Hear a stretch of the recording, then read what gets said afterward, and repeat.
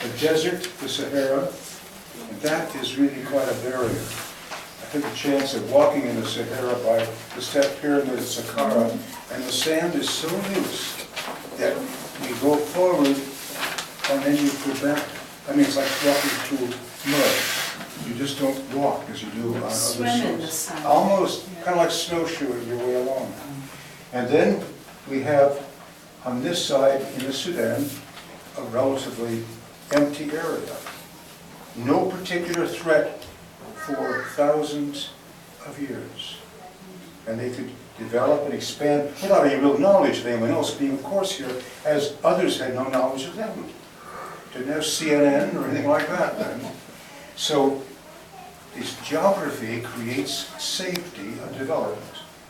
And consider the United States, Canada, Mexico, in the early days of our days here, back in the 1700s, no real concerns there. Oceans on both sides for quite a bit of security. And again, there are parallels. Geography writes a lot of history. Absolutely. Thank you, Jim.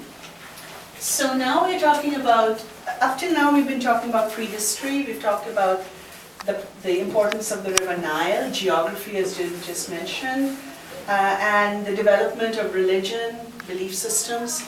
But all of these are part of the prehistory of Egypt. You can't date it to a particular date. These are general developments that took place. The history of Egypt begins approximately 3200 BC with its unification.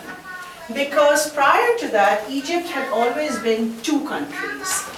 Upper Egypt, which was relatively poor, which did have the river, but one linear stretch of water, not too populous, because it was essentially, just as I mentioned, even today if you fly over Egypt, there's a narrow stretch of green along the river, but a few miles, 2 miles on either side, and then it's barren desert.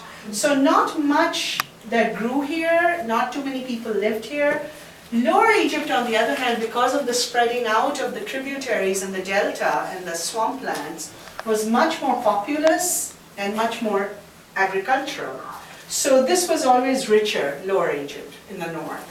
So there were always two lands, but there was Menes. Menes, the pharaoh or the king who came along, who's also called Narmer. There are two names for him, but he's mostly known as Menes. He unified the two countries approximately 3200 BC, and that is when Egyptian history begins. Prior to that is prehistory.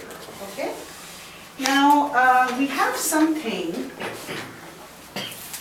from the time of Menes. Could we maybe switch off the light and